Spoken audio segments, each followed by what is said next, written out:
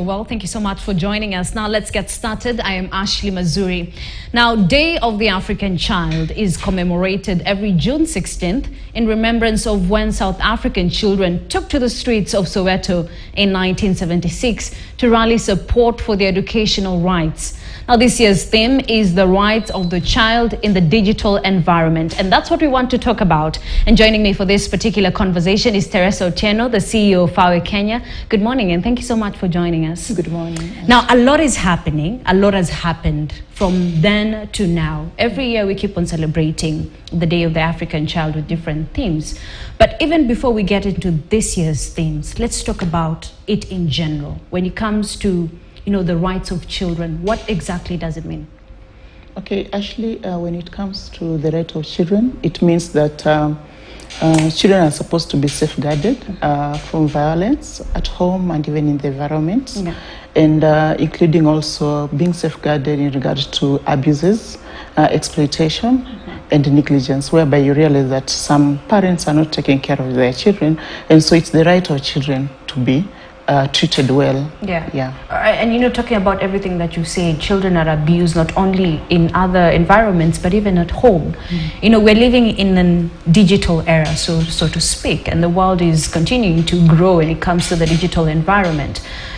When we talk about children and the fact that nowadays children have access to phones, children have access to the internet, there's so much to encompass in that. When you talk about the rights of children in this digital era, what does it mean? Yes, children have the right to phones. They have the right to access the digital space, but we believe, and we are saying that even as they have access to the digital space, then they need to be protected. They need to be protected from the cyberbullying that is really rampant at the moment. They need to be protected from exploitation and even getting access to harmful content. And we are saying that that one does not stop us from providing them with the gadgets, but we really need to have control so that they are able to access only information that is really of help to them. And to this, I also mean age-appropriate information. Yeah, so I guess that's where it becomes a hurdle, because how do you do that? Yes, we do this through a lot of consultative effort by bringing together parents who are key stakeholders in this, educators and Ministry of Education, and also the community. We do a lot of awareness and campaign as FAWE Kenya to ensure that even as we are promoting digital space and even digital skills among the students in school, then they are really able to ensure that there's that protection. They only access information that is of help to them. A case in point is at the moment we're implementing a program in 20 counties in partnership with Mastercard Foundation, our FAWE Africa office, and we do this also in partnership with the Red Cross. And what we are doing is we are planning to give schools 480 desktop, and also train teachers on digital skill together with the students, so that as they even embrace the digital space, they are equally be able to access relevant content. We are looking forward to institutionalizing TUSEME. TUSEME is a model that as FAWE Kenya we're implementing in the country that is aiming at empowering girls to be able to speak out on the challenges that are affecting them, and also as a way of addressing teenage pregnancy, child marriage, and FGM. So even as we'll be giving out these computers to 160 schools across the country, we are looking into developing apps so that these students will be able to really access the TUSEME content, the empowerment content, using the digital space that is available. So we believe that that will really make us meet a lot of, make us have a lot of students being able to access this content, and it will eventually contributes to retention of girls who are in danger of dropping out of school. Okay, and why specifically I asked that question is because when you're in school, it's a different story altogether, as opposed to when you come home. As you know, nowadays, majority of the parents are out working. Children come home early. They have access to their phones.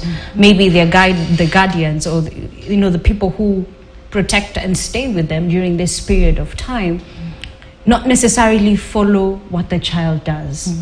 It's the same way as playing. You know, you're told to go out and play. So for me, my biggest concern is, so then how do we ensure, even as we are watching our children, we ensure that yes, the site that they're going to is age appropriate, the content that they're taking out of the internet is age appropriate, because that's the challenge, monitoring. Yeah. And that's why we are celebrating today, Ashley. And it's specifically digital environment, linking it to child safety. And you realize that a key approach in addressing children issues is in school. Most of the time they take in school. And you realize that even at home, you'll find a child not listening to the parent, but when she goes to school, she'll listen to what the teacher says. And so for us, our approach is, yes, we do a lot of community sensitization, reaching out to parents to be able to sensitize these children to only access content that is relevant. But again, we use the school approach to ensure that these children are only accessing relevant content. Because again, we know that there are issues that have come up where children are being abused, especially girls are being abused through social media. And it's actually a platform where they create contact, and someone can just tell them, like, send me a picture, and from picture it follows up to let us meet somewhere, and eventually abuse happens. So when we approach it from the school level, for us as Fawe Kenya, we believe that we'll be able really to ensure that these children access relevant content and age-appropriate content. All right, let's talk about policy. You know, I keep on saying Kenya is not short of policies, it's the implementation that's the problem. But particularly, let's talk about the data, it's the Data Protection Act 2019. Do you think it's enough, especially when it comes to children and protecting children? It's not enough, but again, we have other policies and acts that protect children from abuse, and one of them is the national plan of action, and which clearly stipulates protection of children against abuse, and especially online abuse and offline abuse. We also have Children's Act of 2022 that clearly states that a child should not be abused. And the abuse ranges from the violence abuse, we have exploitations, we have bullying. It's clearly stipulated. And the main thing is to create awareness within the community and within the stakeholders. And the stakeholders, I mean parents, educators, the community, so that we, as a country, we are able to address this thing holistically. So we can't leave any stakeholder behind in addressing children issues. And I get that holistic, you know, it's an holistic approach. So let's talk about the fact that, as you mentioned earlier, they are perpetrators. How do we ensure, do you think our justice system is doing enough to ensure that these perpetrators are brought to book? The justice system, I'll not say that it's doing zero, but at least it's doing something. But we are all aware that there is a lot to be done, because you realize that when a girl has been defiled or when a girl has been abused, you realize that the community will tend to seek support when it comes to counseling, psychosocial support for the girl.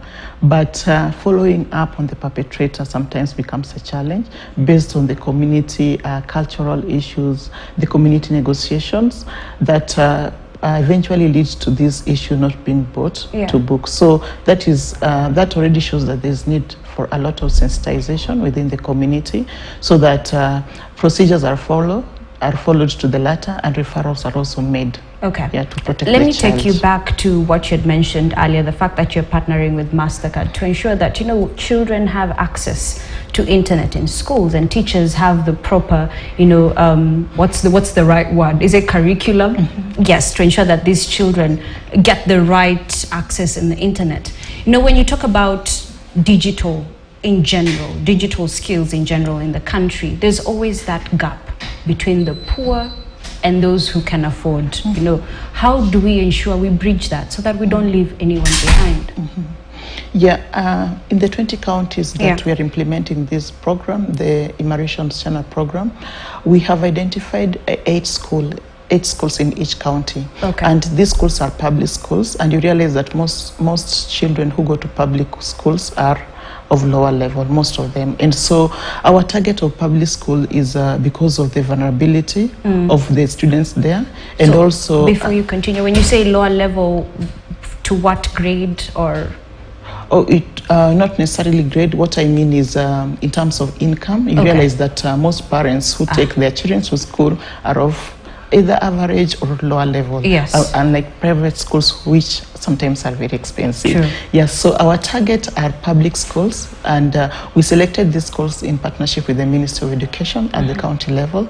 And we believe that by distributing these desktops to schools, that is the public schools, will be able to have the child who is vulnerable, or the child that poor child will be able to have access to the desktop and will be able to have access to the training or the knowledge on the digital skill. So it's a work in progress. Yes, it's work in progress. But I think either way, I don't know if I can add into it, but maybe we could equally incorporate parents into it. So it's not just a one-sided, so you go both sides, you know.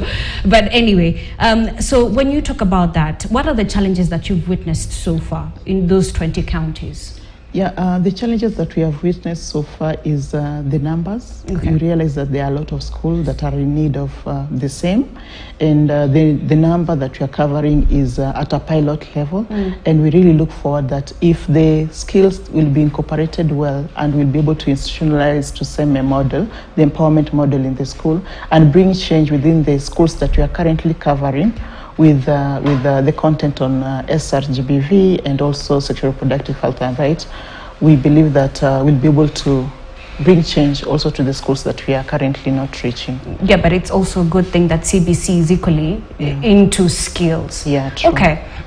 So maybe you can tell us from far away, and you know the experiences that you have, because you talk to these children, you talk to the ladies that experience these challenges. What are the stories coming from them? Because it's important to know what they're saying in order to get the right solutions. Yeah, the stories that they are saying are they are embracing digital environment. Okay. And they actually saying that it is a platform that they interact with most of the time. And so if content is shared through, when we have an app that they can access through the digital platform, then it should be easier to be able to reach a wider number of girls and boys. And so this approach, it's a new approach that is still ongoing.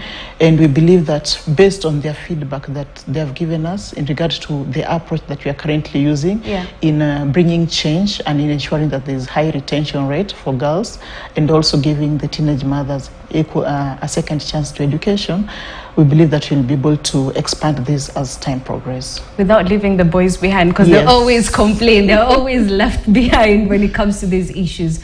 Okay, all right. So, you know, as you mentioned, it is a holistic approach, you know, big organizations, parents, teachers. There's much that the government can do equally. What do you think the government can do? Yes, there's much that the government can do, Ashley. And one key area that the government can really support is in actualization of the Act, the Children's Act. Yeah, implementation. Yeah, so that when issues that are affecting girls and boys, like the abuse, the exploitations, the sexual abuse, we really need to ensure that the perpetrators are put on book. When we don't do that and we just hear news of a girl has been defiled and the case stops there or the story stops there, then what next? If we are able to follow the story to completion and ensure that these perpetrators have been put on book, then we'll really go a long way in helping these girls, and even will not be having more perpetrators doing the same. The gap is when you don't implement it, then a lot of people tend to abuse children. Okay. All right, your final thoughts. What do you think those people who are watching us, and you know you want to pass a message, what's the message that would pass? The message is safeguarding children. Yeah. Safeguarding children in the digital environment.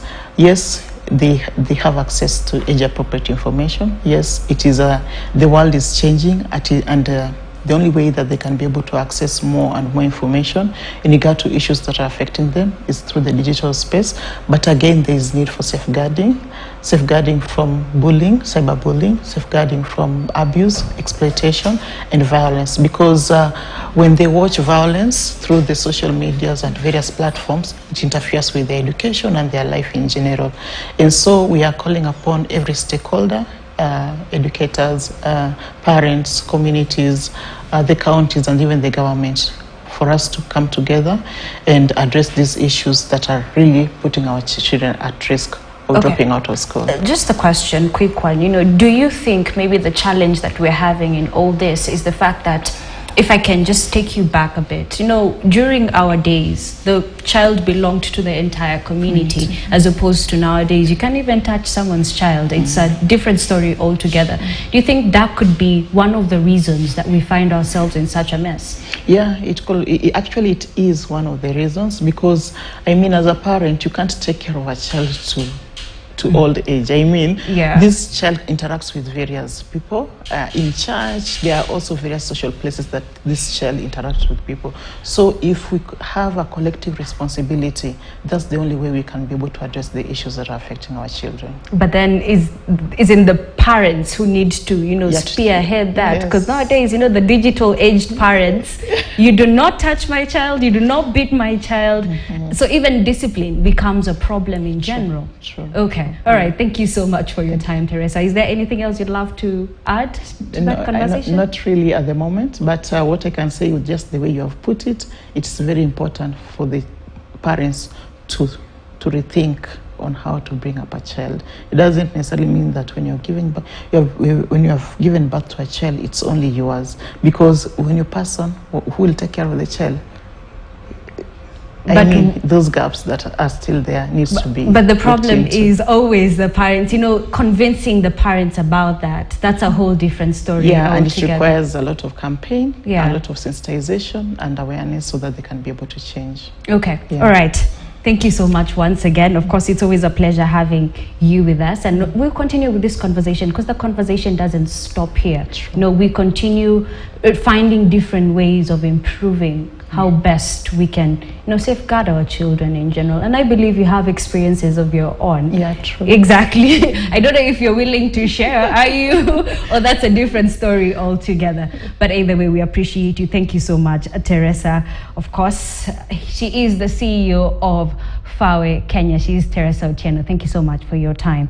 All right, let's now head to Busia for the national celebrations of the Day of the African Child. I want us to now, all right,